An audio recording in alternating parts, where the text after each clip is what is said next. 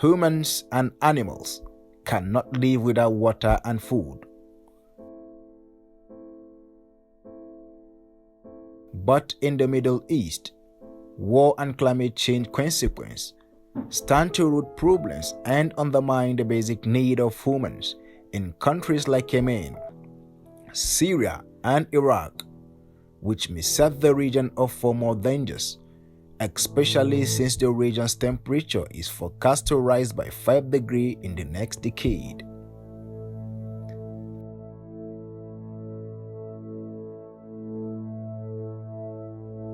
The region has been devastated by armed conflict and violence for over a decade, which has caused a mountain of explosive devices and their kind, while displacing civilians from their homes. The likes of Saif Saleh, who was a farmer and a victim of armed conflict, narrate his sad story as an environmental migrant in the need of humanitarian aid.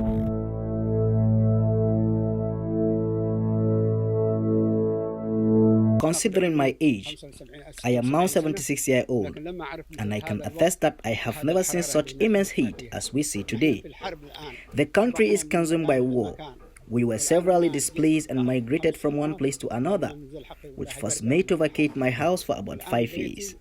Now I have returned to witness that I can no longer live here because heavy rain have destroyed almost everything, and many people, including my neighbors, are also victims of the heavy rain.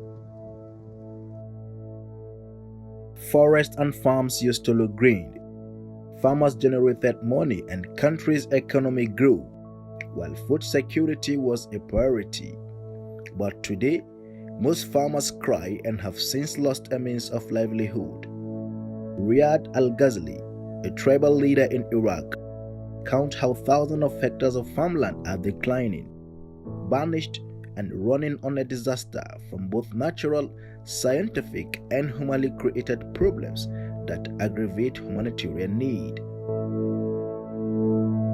It has always been an agricultural land full of marshes and bounties from God. It was full of crops in both winter and summer. But now, the land has become poor. It used to give 100%, but now it gives only 20%.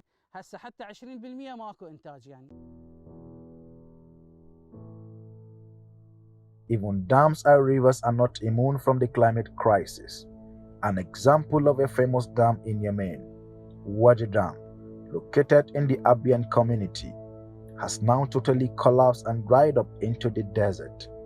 Saif Saleh, a resident of the Abian community, disclosed the trying times for both farmers and commuters since the dam dried up. We have been benefiting and getting constant water from this dam.